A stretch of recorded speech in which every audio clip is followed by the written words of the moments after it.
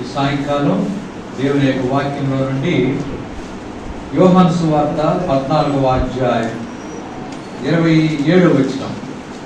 యోహాను సువార్త 14వ అధ్యాయం 27వ వచనం. క్రొత్త నిబంధనలో పేజీ నంబర్ 96. యోహాను సువార్త 14వ అధ్యాయం 27వ వచనం. నాతో పలకండి. శాంతి నీకు అనుగ్రహించి వెళుతున్నాను, నా శాంతిని నీకు అనుగ్రహిస్తున్నాను, నా శాంతిని నీకు అనుగ్రహిస్తున్నాను. కీర్తన 76. కీర్తన 76. కీర్తన 76 రెండవ వచనం. 491. పాత నిబంధనలో పేజీ నంబర్ 491. కీర్తన 76 రెండవ వచనం మొదటి మాట. నాతో పలకండి. షాలేములో ఆయన గుడారం ఉన్నది, షాలేములో ఆయన గుడారం ఉన్నది. దేవుడు చదివిన ఈ వాక్య భాగమును దీవించి ఈ సాయంకాల సమయంలో మనందరితో తన వాక్యం ద్వారా మాట్లాడుగాక. ఈరోజు కంచిచర్ల షాలేము ప్రార్థనా మందిరంలో ముఖ్యంగా బాప్తిస కార్యక్రమం ఏర్పాటు చేయబడింది. మరి బాప్తిస తీసుకున్న వారిలో మరి దాసు గారి కుమారులు ఇద్దరు కూడా ఉన్నారు. మరి ఈరోజు ఖచ్చితంగా ఈ కార్యక్రమం కలిగి ఉండాల్సి వచ్చింది. ఎందుకంటే వాళ్ళ చిన్న కుమారుడు వాళ్ళ సోమవారం ఫిలిప్పైన్స్కు వెళ్ళించిన సందర్భం. అందుచేత ఈ దినము ఈ కార్యక్రమాన్ని ఏర్పాటు చేయాల్సి వచ్చింది. అయితే దేవుడు ఎంత ఘనంగా కొంచెం దూర ప్రాంతం అయినప్పటికీ నడుచుకుంటా రాళ్ళ మీద నడిచి వెళ్ళాల్సి వచ్చింది. ఆ తర్వాత ఇసుకలో నడవాల్సి వచ్చింది. ఆ తర్వాత అందరికంటే గొప్ప సందడి ఎవరిదంటే బాప్తిసం తీసుకున్న వాళ్ళది కాదు సందడి. ఒక చిన్న పిల్ల లుదియా అంట పేరు, ఆమె లిడియా ఆమె సందడి ఎక్కువైపోయింది. కొత్తగా ఇసుకలో తిరగటం, బాగా ఇసుకంతా కాళ్ళు కంటించుకోవటం, మళ్ళీ నదిలోకి నీళ్ళలో దిగటం, అట్లా కొత్తగా నీళ్ళలో దిగుతూనే వచ్చింది. ఆమె సందడితో ఎక్కువైపోయింది ఈరోజు. అట్లా దేవుడు ఎంతో చక్కగా 9 మంది బాప్తిస సాక్ష్యంలో పాల్పొంది, అలాగ ముఖ్యంగా యవనస్తులు 9 మంది కూడా యవన కాలంలో బాప్తిస సాక్ష్యంలో పాల్పొందే ధన్యత దేవుడు వారికి అనుగ్రహించాడు. అలాగున మరి ఈ దినం బాప్తిసం తీసుకున్న తర్వాత మరి దేవుని వర్తమానం, మరి ఇప్పుడు మనం వాక్యం చదువుకున్నాం. ఏంటి ఆ వాక్యం అంటే, శాంతి మీకు అనుగ్రహించి వెళుతున్నాను, నా శాంతిని మీకు అనుగ్రహిస్తున్నాను. ఈ మాట ఈ సంవత్సరం సార్వత్రిక సంఘానికి ఇవ్వబడిన 3 వాగ్దానముల్లో మధ్య వాగ్దానాన్ని మనం చదువుతున్నాం. నా శాంతిని మీకు అనుగ్రహిస్తున్నాను. ఆ తర్వాత రెండవ వాక్యం చదువుకున్నాం. ఏంటది? షాలేములో ఆయన గుడారం ఉన్నది. షాలేములో ఆయన గుడారం. ఏ గుడారం ఉన్నదంటే శాంతి గుడారం. శాంతి గుడారము షాలేములో అనుగ్రహించబడిందిగా ఉంటాం. అందుకని దీని బట్టి చూస్తే షాలేము అనే దానికి అర్థం ఏంటంటే సమాధానం. శాంతి సమాధానము అనే అర్థము వచ్చేదిగా ఉంటాం. సరే, ఇప్పుడు షాలేములో ఉన్న దేవుని ప్రజలు ఎలాంటి అనుభవంలో జీవించాలి అని అంటే శాంతి, ఎల్లప్పుడూ శాంతి. శాంతి అంటే సమాధానం. శాంతి సమాధానములతో జీవించవలసిన వారు వచ్చినారు. అలాగే బాప్తిసం తీసుకున్న వాళ్ళు కూడా వారి జీవితాల్లో ఏం కలిగి ఉండాలా? నిజమైన శాంతి సమాధానం యొక్క అనుభవం వారు కలిగి. ప్రశ్నించాం, బాప్తిసాన్ని తీసుకునే వాళ్ళని ఏమని ప్రశ్నించామంటే, మరి అందరితో మీరు సమాధానము కలిగి ఉన్నారా అని అంటే అందరూ చెప్పారు. ఏమని? మేమందరితో ఏం కలిగి ఉన్నామో? సమాధానం కలిగి ఉన్నాము అని చెప్పి వారు అందరి ఎదుట సాక్ష్యం చెప్పారు. కనుక ఇప్పుడు శాంతి అనేది చాలా ప్రాముఖ్యమైన అనుభవంగా ఉంటుంది. షాలేము అనగా శాంతి లేక సమాధానం యొక్క అనుభవం కలిగినగా ఉంటుంది. సరే, ఇప్పుడు మన జీవితాల్లో ఆ నిజమైన శాంతి, అనే అనుభవం కలిగి ఉండడం ద్వారా కుటుంబాలను దేవుడు ఆశీర్వదిస్తాడు, సంఘాన్ని దేవుడు ఆశీర్వదిస్తాడు. సంఘానికి వచ్చే దేవుని ప్రజల్లో నిజమైన సమాధానం, సంతోషం ఉంటుంది.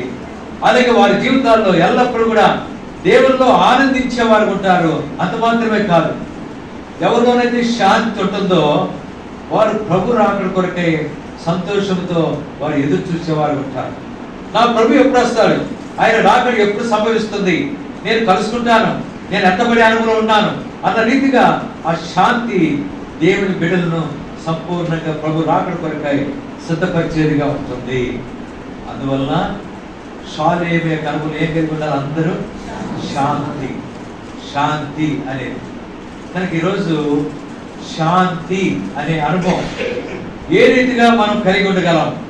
నా శాంతి, దేవుడు ప్రభు అంటున్నాడు, నా శాంతినే మీకు అనుగ్రహిస్తాను.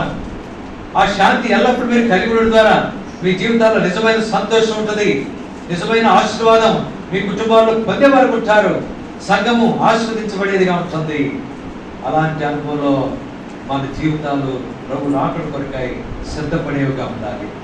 కనుక శాంతి అనే అంశాన్ని ఆధారం చేసుకుని ఈరోజు శాంతి ఎలాగ కలుగుతుంది అనేది బైబిల్లో 7 సంగతులు జ్ఞాపకం చేసుకున్నాం. 7 సంగతులు మనం జ్ఞాపకం చేసుకున్నాం. చూడండి, మొదటిదిగా యోహాను రాసిన మొదటి పత్రిక 2వ అధ్యాయం.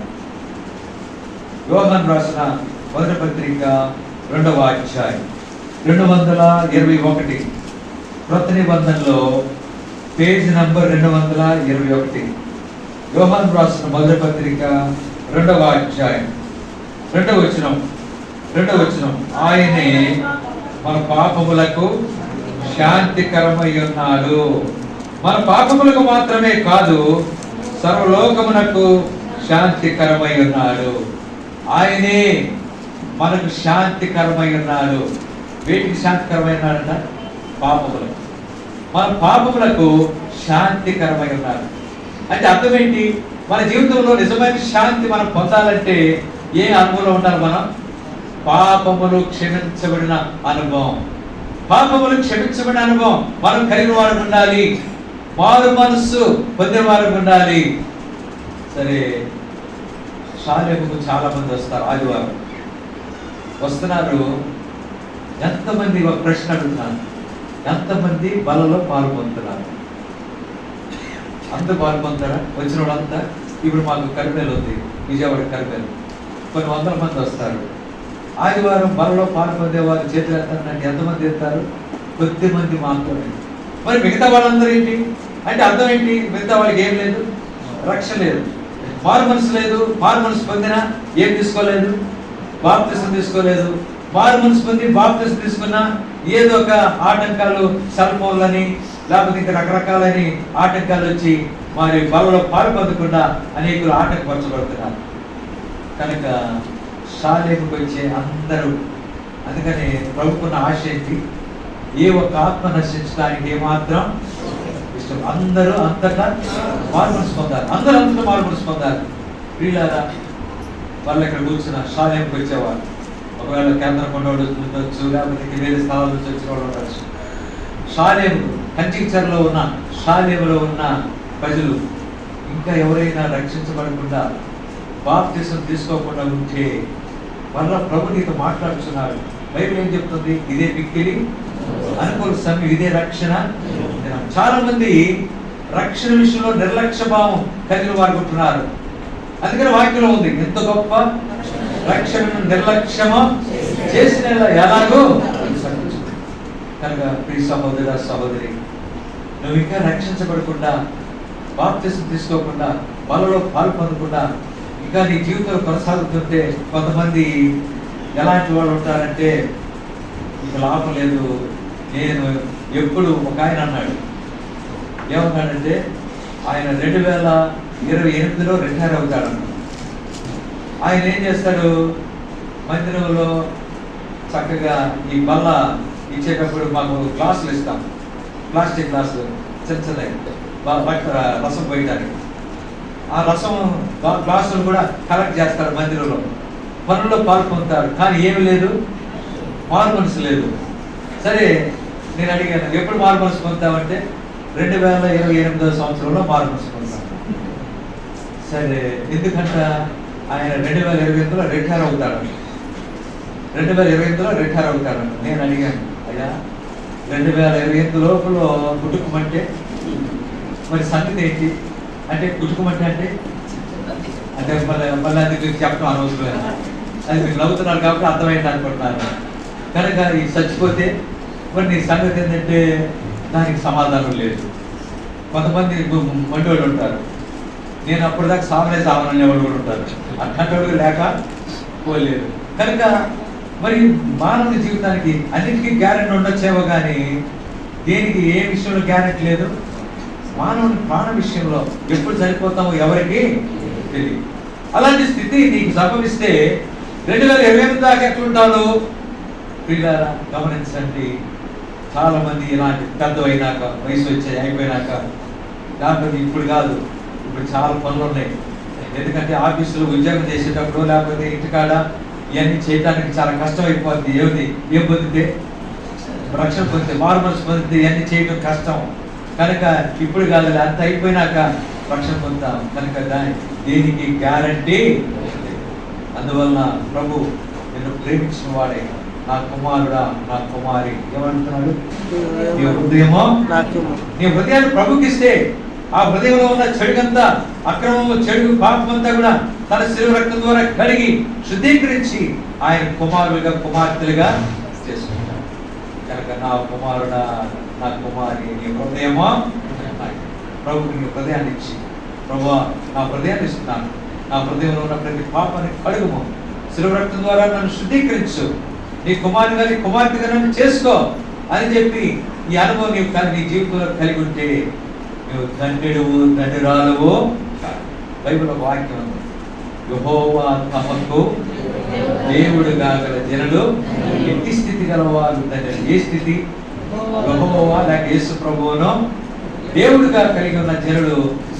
ఆ ధనికరమైన జీవితం నీ జీవితంలో పొందాలని ప్రభు పేరిట మీకు మనవి చేస్తున్నాను. నిర్లక్ష్యం చేయబాకండి. మారు మనసు విషయమై ఇప్పుడు కానీ అనుకోబాకండి. ఇదే మిక్కిలు అనుకోవలసాము, ఇదే నేనే రక్షణ దినం. ఈ రక్షణ దినాన్ని నీ జీవితంలో పోగొట్టుకోవద్దని ప్రభు పేరిట మనవి చేస్తున్నాను. ఎంతో మంది ఈ దినాల్లో తీర్మానం చేసుకున్నారు. చూడండి, 9 మంది యవనస్తులు, 7 ఇక్కడ ఎవరు కంచిచర్లోడు, 2 చంద్రబాబు నుంచి వచ్చారు. మొత్తం 9 మంది. అందరూ ఎవరు? యవనస్తులు. యవనస్తులు లోపడటం అంటే సామాన్యమైన విషయం కాదు. ఎందుకు సామాన్యమైన విషయం కాదు? ఈ దినాల్లో అందరి చేతుల్లో ఉంటున్నాయి. ఏముంటున్నాయి చెప్పండి? సెల్ ఫోన్లు.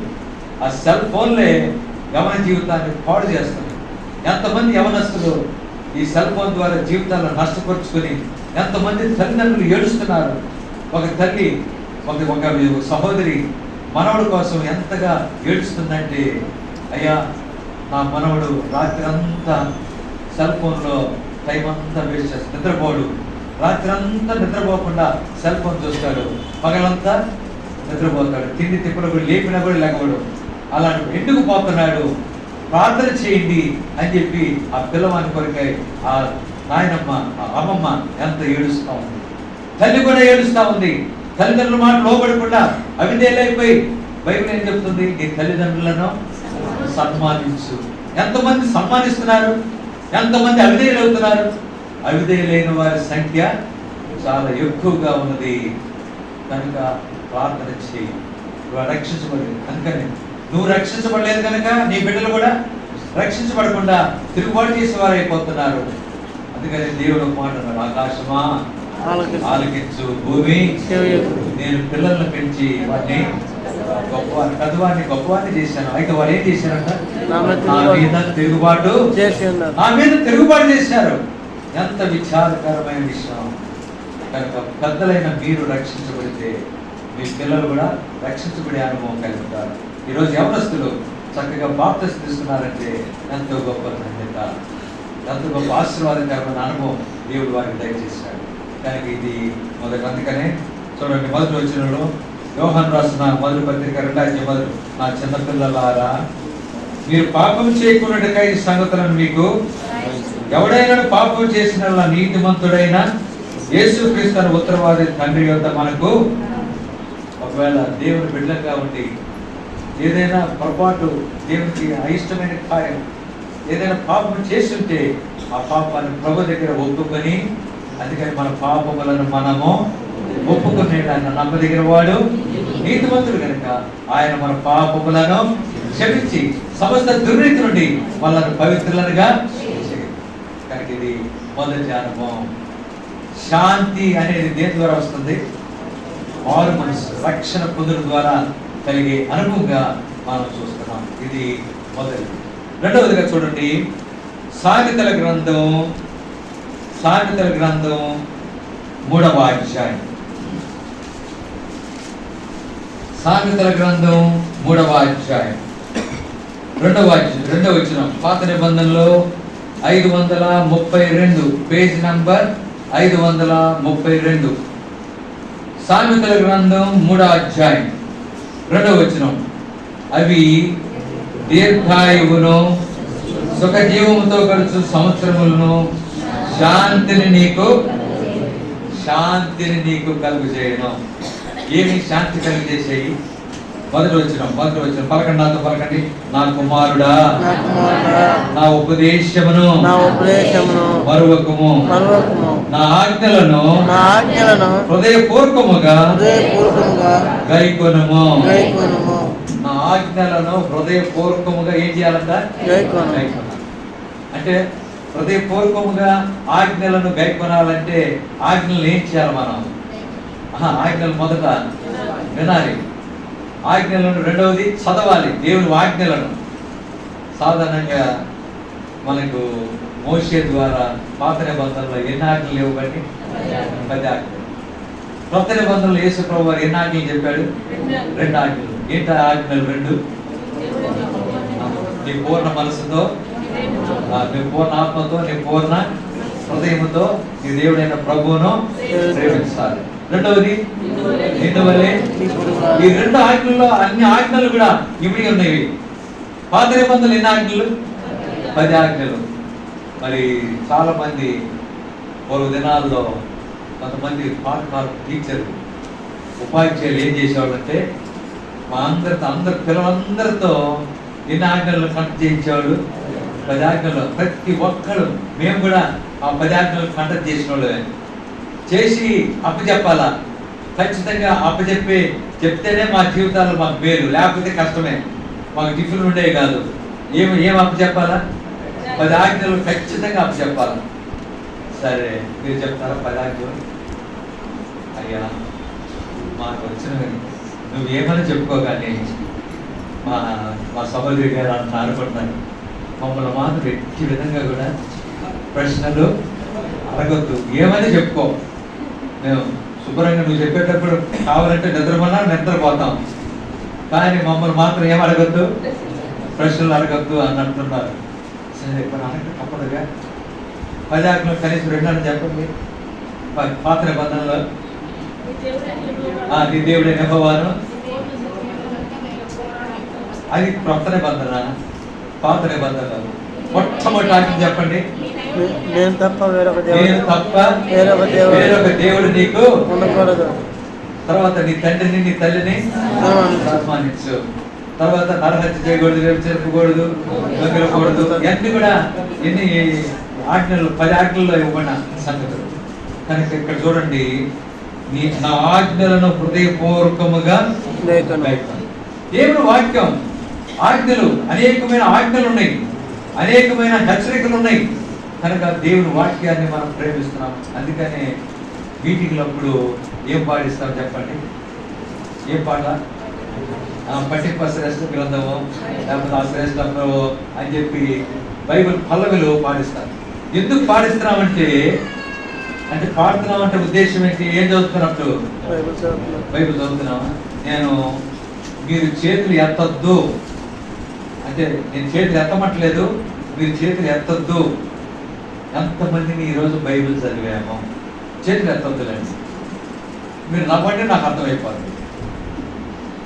చదవని వాళ్ళేమో మౌనంగా ఉండండి, చదవని వాళ్ళేమో నవ్వండి. చదవని వాళ్ళు నవ్వుతున్నారంటే అర్థమేంటి? మీరు ఏమి మరి ఒకవేళ మీరు అనొచ్చు, అయ్యా మేము చదవలేక మాకు చదువు రాదు కదా, మరి ఉత్తరం వచ్చి ఊరుకుంటావా? ఎక్కడి నుంచో ఉత్తరం వచ్చింది మీ అబ్బాయి దగ్గర నుంచి, ఊరుకుంటావా? అర్జెంటుగా పోయి ఎవరు లేకపోతే పక్కనింటి వాళ్ళకి పోయి, అమ్మమ్మ ఉత్తరం వచ్చిందమ్మా కొంచెం ఖచ్చితంగా చదవండి అని చెప్పి ఏం చేస్తాం మనం? ఆ ఉత్తరాన్ని ఖచ్చితంగా చదివించుకుంటాం. దేవుని వాక్యం ఉత్తరం కంటే కూడా విలువైంది, శ్రేష్టమైనది, పట్టింప శ్రేష్ఠ గ్రంథం అని పాడుకుంటున్నాం. కానీ దేవుని వాక్యాన్ని చదువుతున్నామా? చదవలేకపోతే చదివించుకుంటున్నామా? అయితే ఇంకో సంగతి, మూడోది ఏం చేయాలంట? చక్కగా మందిరానికి వచ్చి నిద్రపోతూ వాక్యం వినాలి. అంతేనా?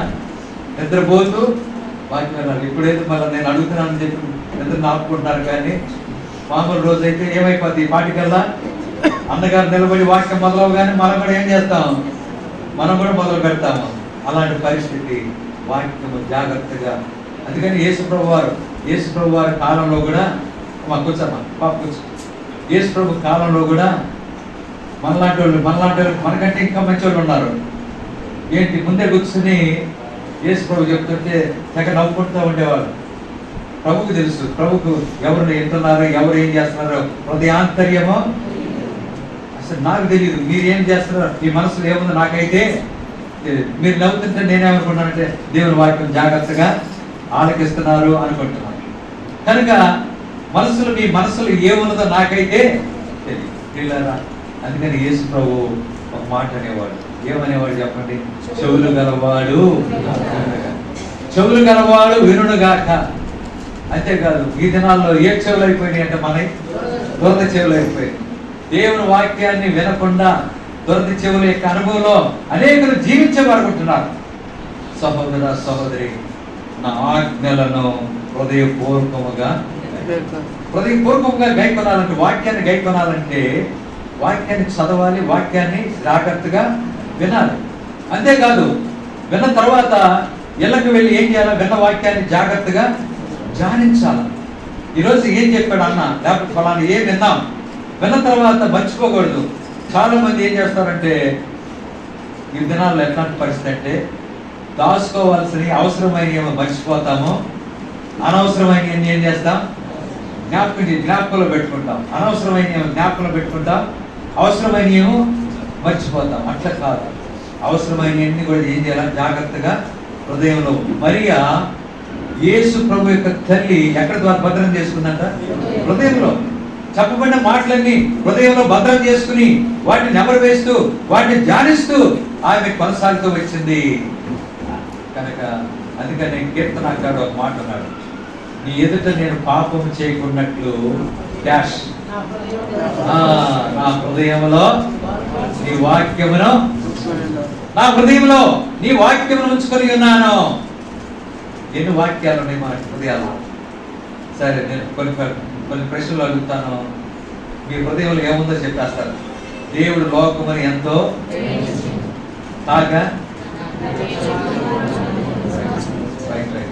ప్రయాసపడి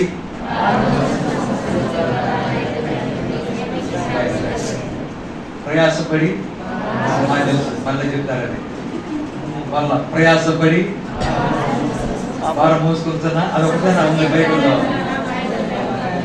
నా ఇంట్లోకి రండి, అదొకటేనా ఉంది? ప్రయాసపడి అది గాలి వాన చేత కొట్టబడి ఆదరణ లేకపోవడం. అది ఎక్కడ ఉంది? యెషయా గ్రంథం 54వ అధ్యాయం ఎన్నో వచనం? 11వ వచనం. యెషయా 54:11 వచనంలో ఆ మాట ఉంది. ఇది ప్రయాసపడి భారం మోసుకుంటున్నా. అది ఎక్కడ ఉంది? మత్తయి సువార్త 11వ అధ్యాయం. యెహోవా నా కాపరి. ఏం చెప్తున్నారు? నిజంగా మంచి లైన్ లో ఉన్నారు. భూమియు దాని సంపూర్ణతయు. 22వ కీర్తన చెప్పండి. నా దేవా, దుష్టుల ఆలోచన చొప్పున. నిజంగా చాలా అద్భుతమైన, నిజంగా ఏం చెప్తున్నారు ఒక్కొక్క దాని గురించి. ఈ వాక్యాలు నిజంగా దేవుని కృప ఎంత అద్భుతంగా ఉన్నదో మాకు అర్థమైంది. ఆ తర్వాత సంఖ్యాకాండం 22వ అధ్యాయం చెప్పండి.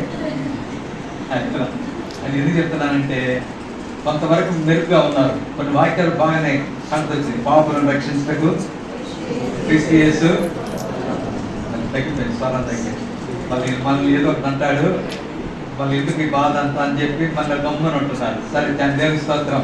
ఎందుకు చెప్తున్నానంటే హృదయంలో ఏమున్నారు? మన హృదయంలో దేవుని వాక్యం భద్రం చేసుకోవాలి. ఈరోజు బైబిల్ బహిరంగంగా చేతిలో పట్టుకొని తిరుగుతున్నాం. భవిష్యత్తులో రాబోయే దినాల్లో బైబిల్ మన చేతిలో లేని రోజులు కూడా రాబోతున్నాయి. ఆ రోజుల్లో దేవుని వాక్యం మన హృదయంలో ఉంటే అది ఎంతో ఉపయోగపడుతుంది, ప్రయోజనకరంగా ఉంటుంది. అదే హృదయంలో లేదనుకోండి, ఇక వాక్యం లేకపోతే ఒక దేవుని సేవకుడు నాకు ఫోన్ చేశాడు, అన్నా నాకు బ్రెయిన్ స్ట్రోక్ వచ్చి అసలు బైబిల్ అర్థం కాకుండా పోయింది, బైబిల్ చదువుతున్నా నాకు అర్థం కావట్లేదు, నాకు వాక్యం అసలు తెలియట్లేదు, వాక్యం మర్చిపోతున్నాను, ఏది కాల్చి స్వచ్ఛపడిపోయిన పరిస్థితి వచ్చేసింది, ఆ తర్వాత మూతి వంకర వచ్చేసింది. అయితే దేవుడు కొంత స్వస్థత వచ్చింది, కానీ ఏం లేదంట, ఏం పోయిందంట? జ్ఞాపక శక్తి పోయిందంట. నా కొరకు ప్రార్థన చేయి, చాలా ఇబ్బంది పడుతున్నాను, నాకున్న అనారోగ్య పరిస్థితిని బట్టి సంఘంలో మనుషులు కూడా తగ్గిపోతున్నారు, కనుక ప్రార్థన చేయి బ్రదరు అని ఫోన్ చేశాడు. నిన్న మధ్యాహ్నం ఫోన్ చేశాను. నిజంగా అలాంటి పరిస్థితి వస్తే ఎట్లా? అందుకని ఏముండాలి? మన హృదయంలో వాక్యం ఉండాలి. వాక్యాన్ని చదవండి, వాక్యాన్ని ధ్యానించండి, వాక్యం చెప్పుకొచ్చినప్పుడు జాగ్రత్తగా ఆలకిస్తే దేవుడు ఎంతో ఈ జీవితానికి మేలు చేస్తాడు. కనుక అప్పుడు ఏం కలుగుతుంది? మనకి శాంతి.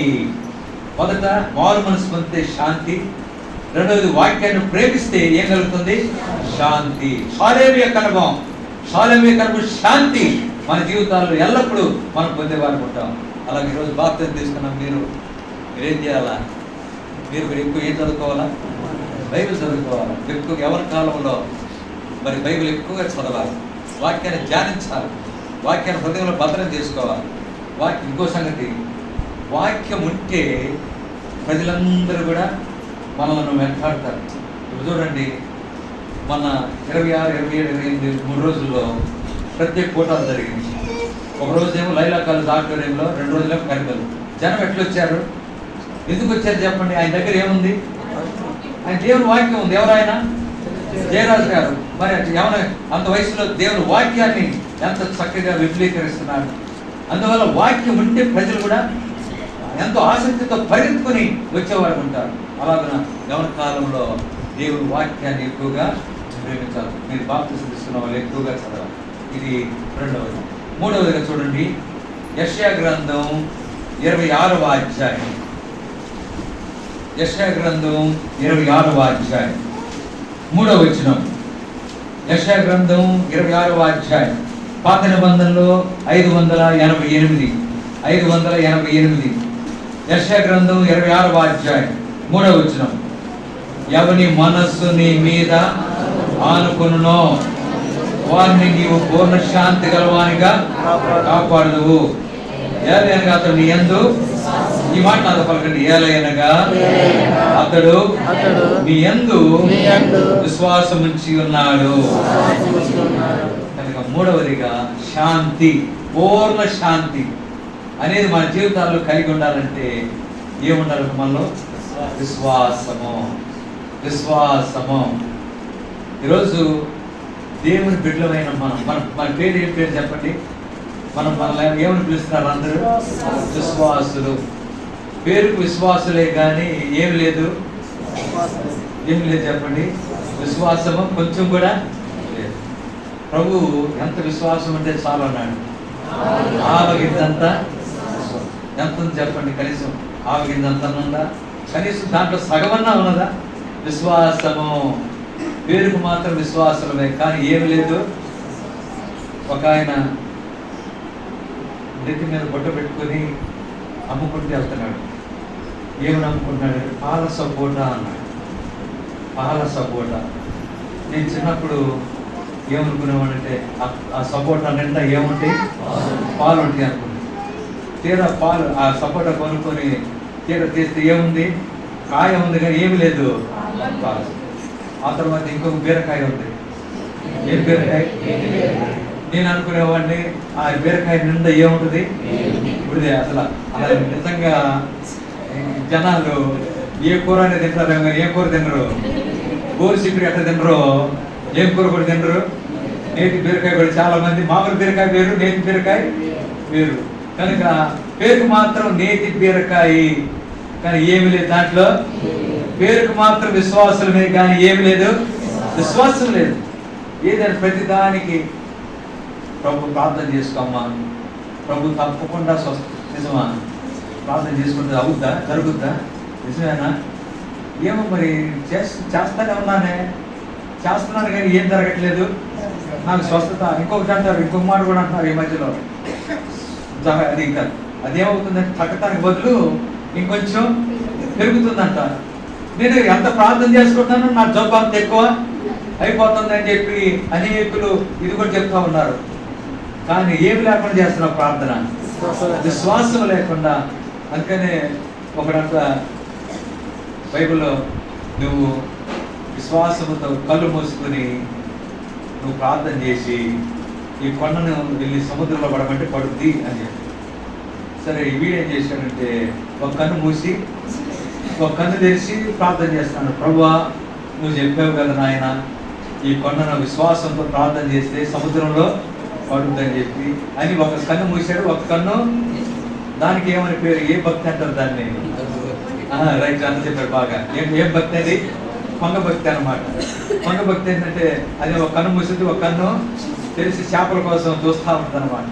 కనుక అట్లా చేస్తే వాళ్ళు అంటున్నాడంట, ఏమన్నాడంట, నాకు తెలుసు ముందుగానే ఈ కొండ ఇక్కడే ఉంటుందని నాకు తెలుసు అని చెప్పి. అలాంటి అనుమానాలు ఎక్కువ. అనుమానాలతో మనం విశ్వాసం లేకుండా కార్యాలు చేస్తున్నాం. అందుకని మనకి ఏమి కూడా, మీరు అవిశ్వాసం వల్ల ఏది పొందలేకపోతున్నారు. అవిశ్వాసం వల్ల బైబిల్లో విశ్వాసం అంటే ఎంత గొప్ప కార్యములైనా జరిగేవిగా ఉంటుంది. ఒక స్త్రీతో ప్రభు మాట అన్నారు, నీ విశ్వాసం అమ్మా, నీ విశ్వాసము. ఏ స్త్రీతో? కనాను స్త్రీ. కనాను స్త్రీతో యేసుప్రభువారు, అమ్మా నీ విశ్వాసము నీవు కోరినట్టు అవును గాక. వెంటనే ఆమె కుమార్తె, ఒక బాధపడుతున్న కుమార్తె ఆమె స్వస్థత పొందిందిగా ఉంటుంది. కనుక ప్రియులారా, మనలో ఏముండాలి? ఆవగిందంతా విశ్వాసం అంటే మనలో ఏముంటుంది? శాంతి. శాంతి. ఇప్పుడు 3 చూసాం. మొదటి శాంతి కొరకు ఏం పొందాలా? రక్షణ, మారుమనసు పొందాలి. రెండవది శాంతి కొరకై దేవుని వాక్యాన్ని ప్రేమించి చదివి ధ్యానించే వరకు ఉండాలి. మూడవది శాంతి కొరకై ఏం కలిగి ఉండాలి మనలో? విశ్వాసం. బైబిల్ ఒక మాట ఉంది, పలకండి, విశ్వాసం లేకుండా డాష్ దేవునికి ఇష్టడై ఉండట. ఒక యవనస్తుల కూటంలో ఫిబ్రవరిలో వాక్యం చెప్తూ, నేను ఇట్లాగే ఒక వాక్యం చెప్పి డాష్ అన్నా. అందరు యవనస్తులు డాష్ అన్నారు. కానీ దేవుడికి స్తోత్రం, కంచిచర్లో మాత్రం అలాంటి వారు లేరు, పూర్తి చేస్తున్నారు. విశ్వాసం లేకుండా గర్జన చెప్పేస్తున్నారు. దేవుడికి స్తోత్రం, మీకు వాక్యం బాగా తరబిదిలో ఉన్నారు. కనుక దేవునికి ఇష్టంగా ఉండాలంటే ఏముండాలి మనలో? విశ్వాసం. కనుక శాంతి అనేది దేని మీద ఆధారపడింది? మూడవదిగా విశ్వాసం మీద ఆధారపడింది. నాలుగవదిగా చూడండి, కీర్తన 23. కీర్తన 23. కీర్తన 23 మొదటి 2 వచనాలు. యెహోవా నా కాపరి, నాకు లేమి కలుగదు. పచ్చిక గల చోట్ల ఆయన నన్ను కరుణ చేస్తున్నాడు. శాంతికరమైన జలముల యొద్ద నన్ను ఎక్కడ నడిపిస్తున్నాడంట? శాంతికరమైన జలముల యొద్ద ఆయన నన్ను నడిపిస్తున్నాడు. యెహోవా నా కాపరి, నాకు శాంతి. నాలుగవదిగా శాంతి అనేది దేని మీద ఆధారపడిందంటే, ఎక్కడ పచ్చిక గల చోట్లు. పచ్చిక ఎక్కడ దొరుకుతుంది చెప్పండి మనకు? ఇప్పుడు దొరికిపోతారు. పచ్చిక దొరికే స్థలం ఏది? నీళ్లున్న చోట. నీళ్లున్న చోటు ఏది? రైట్, ఏంటది? దేవుని మందిరం. అందుకనే చివరిలో ఒక మాట అన్నాడు చూడండి, 6వ వచనం చివరిలో, చిరకాలము యెహోవా మందిరములో నేను నివాసము. కనుక శాంతి దొరికే స్థలం ఏదంటే దేవుని మందిరము. దేవుని మందిరం. ప్రియులారా, దేవుని మందిరాన్ని మనం ప్రేమించాలి. మన మనస్తంగతి ఎక్కడదంటే, ఒకరోజు మందిరానికి వస్తే 2 వారాలు మానేస్తాం. 2 వారాలు మందిరానికి వస్తే 4 వారాలు మానేస్తాం. సరే, అన్నలకి టెన్షన్, ఏంటి ఆ అన్న రాలేదు, ఏంటబ్బా ఎక్కడ రాలేదు, ఈ వారం రాలేదు అని చెప్పి మళ్ళా ఇంటికి వెళ్ళాలి. ఇంటికి వెళ్తే ఎన్ని చెప్తున్నారో రకరకాలుగా చెప్తారు. అన్న నేను బయలుదేరాను, గేట్ దగ్గరికి వచ్చాను, కొంచెం ఉంటే వచ్చేసేవాడిని, లేకపోతే వచ్చేసేదాన్నే. ఈ లోపల బయటకు రాగానే వచ్చేసారు. అన్న ఎవరు వచ్చారు? చుట్టాలు వచ్చారు, నీకు అందుకని వెళ్ళాల్సి వచ్చింది లోపలికి. చుట్టాలు వచ్చారు, మరి వాళ్ళు వస్తే మరి వాళ్ళు నేనేమనుకున్నానంటే వాళ్ళు గబగబా సిద్ధపరిచి మందిరానికి తీసుకొద్దాం అనుకున్నాను, కానీ అది కుదరలేదన్నా అని చెప్పి ఏదో సాకులు చెప్తూనే ఉంటారు. ప్రియులారా, దేవుని మందిరం. ఇంకొక సంగతి, నీ మందిరావరణంలో ఒక దినము గడుపుట 1000 దినముల కంటే. కనుక ఒక్కరోజు మందిరానికి మానేస్తే ఎన్ని దినాల ఆశీర్వాదాన్ని పోగొట్టుకుంటాం? 1000 దినముల శ్రేష్టత్వాన్ని మనం పోగొట్టుకునేవారు. సహోదర సహోదరి, దేవుని మందిరాన్ని మనం ప్రేమిద్దాం. చివరి వరకు కూడా దేవుని మందిరం యొక్క అనుభవంలో మనం కొనసాగే వారికి ఉందాం. దేవుని మందిరాన్ని ప్రేమిద్దాం. దావీదు వలె యెహోవా మందిరమునకు వెళ్ళుదమని జనులు నాతో అన్నప్పుడు నేను. దేవుని మందిరం దేవుడు దర్శించే స్థలం, దేవుడు స్వరం వినిపించే స్థలం, దేవుడు నెమ్మది ఇచ్చే స్థలం. అనేక కలవరాలతో వెళ్తాం మందిరానికి. ఎన్నో నెమ్మది లేని పరిస్థితులు ఉన్నాయి, బిడ్డల ద్వారా సమస్యలు ఉన్నాయి, ఎన్నో కష్టాల్లో, బాధల్లో, శ్రమల్లో, పరీక్షల్లో ఉన్నాం. చివరికి ఎక్కడికి వెళ్తే నెమ్మది దొరుకుతుంది? దేవుని మందిరానికి వెళ్తే ప్రశాంతత. దేవుని మందిరంలో దేవుని బిడ్డల యొక్క సహవాసం ఉన్నది. దేవుని బిడ్డలు నీ కొరకే ప్రార్థన చేస్తారు. నీ బాధలన్నీ వాళ్ళతో చెప్పుకుంటే వాళ్ళు నీ కొరకే ప్రార్థన చేస్తారు. ఆ ప్రార్థన యొక్క ఫలితం మీకు ఏం కలుగుతుంది? శాంతి, నెమ్మది కలిగేదిగా ఉంటుంది. కానీ ఎక్కడికి వెళ్తాం చెప్పండి? దేవుని మందిరాన్ని మానివేయదు. బైబిల్లో తీర్మానం చేస్తున్నారు, మా దేవుని మందిరమును మేము విడిచిపెట్టము. ఎల్లప్పుడూ దేవుని మందిరములో. ఇంకొక ఆయన కోరుకున్నాడు అంటారు, ఆ దేవుని మందిర ఎక్కడ? ద్వారం దగ్గర ఉండటానికి కోరుకున్నాడు. అందుకని నాకు శ్రేష్టమైనది ఇంకేంటి? అది మన జీవితాల్లో కలిగిన వారికి ఉండాలి. కనుక మనలో శాంతి ఉండాలంటే మారు మనసు, రక్షణ ఉండాలి. శాంతి ఉండాలంటే వాక్యాన్ని ప్రేమించాలి. శాంతి ఉండాలంటే విశ్వాసం కలిగి ఉండాలి.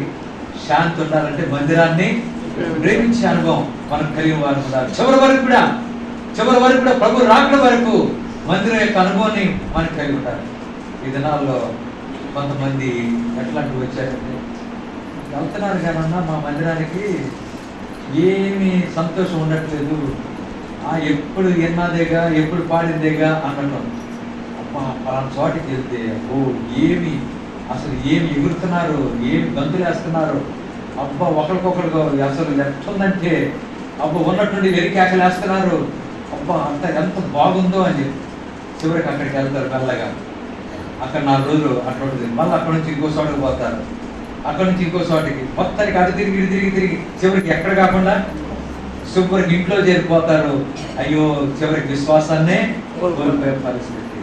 అందుకని బైబిల్లో ఒక విషయం చెప్తాను. ఒక ఆయన హెచ్చరించాడు. ఏమని హెచ్చరించాడంటే, ఈ పొలాన్ని విడిచిపెట్టి వేరొక పొలానికి వెళ్ళదు. ఎవరితో మాట పోయేది? ఎవరితో చెప్పాడు? రూతుతో చెప్పాడు. ఈ పొలాన్ని విడిచిపెట్టి వేరొక పొలానికి. చివరి వరకు కూడా అదే పొలంలో కొనసాగింది. నిలకడగా ఉంది రూతు. అందుకని ఆమె తండ్రిరాలుగా చేయబడిందిగా ఉంటుంది. ఇప్పుడు ఎన్ని చూసాం మనం? 4 చూసాం. 5వదిగా యోహాను సువార్త 14వ అధ్యాయం. యోహాను సువార్త 14వ అధ్యాయం 27వ వచనం. యోహాను సువార్త 14వ అధ్యాయం 27వ వచనం. శాంతి మీకు అనుగ్రహించి వెళుతున్నాను, నా శాంతిని మీకు అనుగ్రహిస్తున్నాను. లోకమిచ్చినట్టుగా నేను మీకు అనుగ్రహించట్లేదు. మీ హృదయమును కలవరపడనీకుడి. లోకమిచ్చినట్టుగా నేను మీకు అనుగ్రహించిన శాంతి, సమాధానం. యేసుప్రభు వారు శిష్యులు యేసుప్రభు పునరుత్థానం తిరిగి లేచిన తర్వాత మరి వారు గదిలో ఉన్నారు. శిష్యులంతా భయపడి, యూదులకు భయపడి గదిలో ఉంటే యేసు ప్రభు వారు ప్రత్యక్షమయ్యారు. వారి మధ్యలో నిల్చుని ఏమన్నాడు చెప్పండి ఎవరైనా? మీకు సమాధానము కలుగునుగా, మీకు సమాధానం కలుగునుగా. ఇంకొక మాట అన్నాడు, తండ్రి నన్ను పంపిన ప్రకారం. యోహాను సువార్త 20:21 ఆ మాట ఉంది. 21 తండ్రి నన్ను పంపిన ప్రకారం నేను మిమ్మల్ని.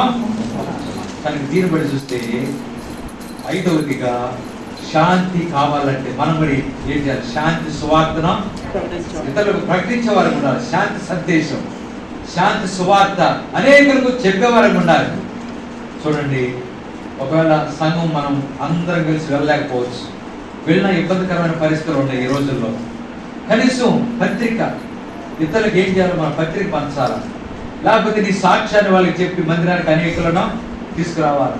ఆ తర్వాత ఇంకేదైనా సువార్త ఏదో ఒక రీతిగా ప్రభుని గురించి ఒక ఆమె ఒకే ఒక మాట చెప్పింది. ఊర్లో వాళ్ళందరూ వచ్చారంట. ఏ మాట చెప్పింది చెప్తారా? నేను చేసినవన్నీ నాతో చెప్పిన ఈయన మెస్సియా, క్రీస్తు కాడ, మెస్సియా కాడ. వెంటనే వాళ్ళందరూ ఆ సుకార్ అనే గ్రామంలో వాళ్ళందరూ కూడా యేసు ప్రభు దగ్గరికి వచ్చారు. అనేకులు ఆయన ఏమైంటారు? విశ్వాసం ఇచ్చారు. కనుక చిన్న సువార్త అంటే ప్రభు అన్నాడు, సర్వలోకమునకు వెళ్ళి సర్వసృష్టికి ఏం చేయాలంట? సువార్త ప్రకటించాలి. సువార్త చేసే అనుభవం మనం కలిగిన వారు ఉండాలి. అందుకని ఇందాక పాడుకున్నాం, శాంతి సంతోషం సమాధానములు సదా యేసులో దొరుకును, చేరువారికి కోరువారికి అనుగ్రహించబడును. చేరువారికి కోరువారికి అనుగ్రహించబడును. 5వదిగా సువార్త పత్రిక పంచటమో, ప్రభు గురించి ఇతరులకు చెప్పటమో, దాని ద్వారా ఏం కలుగుతుంది? మనకు శాంతి. ఇది ఎన్నోది మనం చూసాం?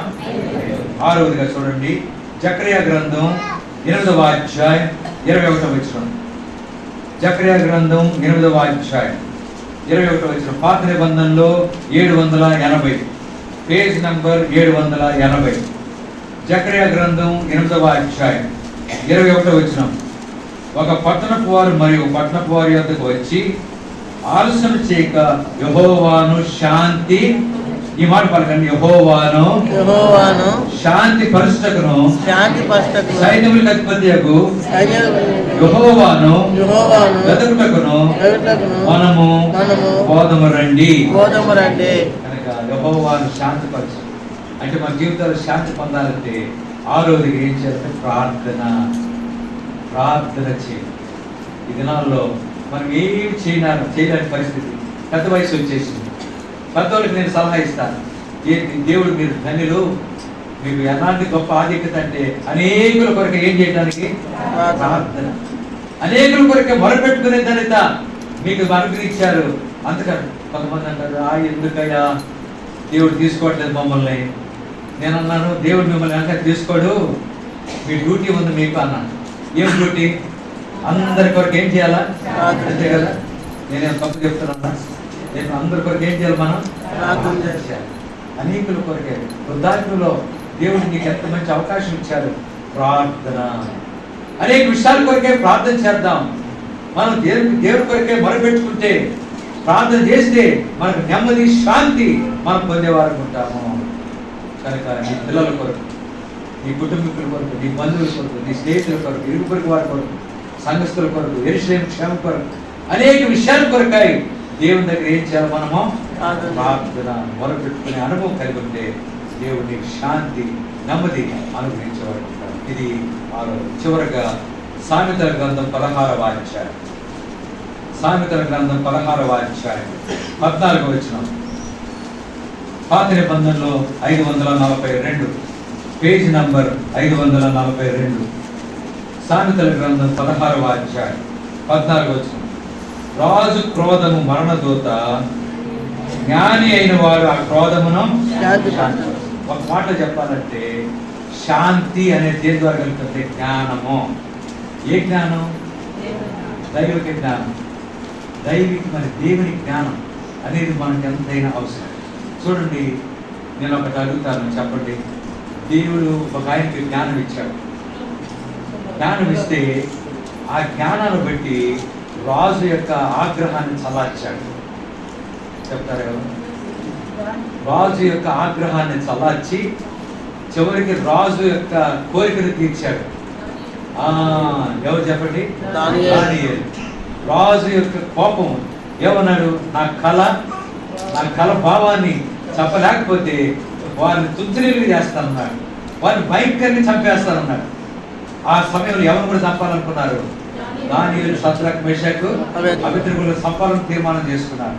అయితే దేవుడు సంపరించారా? దానియేలుకి ఏమి ఇచ్చాడు? దేవుడు జ్ఞానం. కనుక ఈ లోక జ్ఞానం వద్దు. లోక జ్ఞానం మనకు పనికిరాదు. లోక జ్ఞానం నష్టాన్ని కలుగు చేస్తాం. ఏ జ్ఞానం కావాల్సిన మనకు? అందుకే పక్కన యెహోవాను కూర్చిన జ్ఞానము సంపాదించుకుందాము రండి. దేవుని జ్ఞానం మనకి ఏమిస్తుందంట? శాంతి. అలాగే దానియేలు వారికి నెమ్మది, శాంతి వారి జీవితాల్లో పొందిన వారు ఉంటారు. అలాగే నా శాంతిని మీకు షాలేము యొక్క అనుభవం శాంతి. ఈరోజు శాంతిని గురించి 7 విషయాలు మనం ఇంటి వచ్చాం. షాలేములో ఆయన శాంతి గుడారం ఉన్నది. ఎలా శాంతి పొందగలమో 7 విషయాలు చూసి. మొదటి చెప్పండి, రక్షణ పొందుల ద్వారా శాంతి. రెండవది, దేవుని వాక్యాన్ని ప్రేమించడం ద్వారా శాంతి. మూడవది, విశ్వాసము ద్వారా శాంతి. నాలుగవది, బ్రదర్స్ చెప్పండి, మందిరంలో ప్రేమించడం ద్వారా. రైట్. ఐదవది, సహోదరులు చెప్పండి, శాంతి సువార్తను ప్రకటించడం ద్వారా శాంతి. ఆరవది, సహోదరులు చెప్పండి, ప్రార్థన. ఏడవది, అందరూ చెప్పండి, జ్ఞానం, దైవికమైన జ్ఞానం కలిగడం ద్వారా శాంతి అని అనుకుని ఉంటాం. అలాగున షాలేములో ఎల్లప్పుడూ ఈ సంవత్సరం ఇవ్వబడిన సార్వత్రిక సంఘ వాగ్దానం ప్రకారం ఆ శాంతి యొక్క అనుభవంలో మనము మన కుటుంబాలు కొనసాగుతూ, మన సంఘంలో ఎల్లప్పుడూ శాంతి యొక్క అనుభవంలో కొనసాగుతూ ప్రభు రాకడ కొరకై మనం సిద్ధపడాలనేది ప్రభు ఇచ్చిన వాక్యం వర్తమానం ఉంటుంది. ఆ రీతిగా కొనసాగినట్లు, శాంతి యొక్క అనుభవం కొనసాగినట్లు ప్రభు మనకు సహాయమో చేస్తారు. ప్రార్థన చేసుకుందాం. హెచ్వి కావాలని డేవిడ్ రాజు గారు ప్రార్థన చేస్తారు. ప్రార్థన చేసి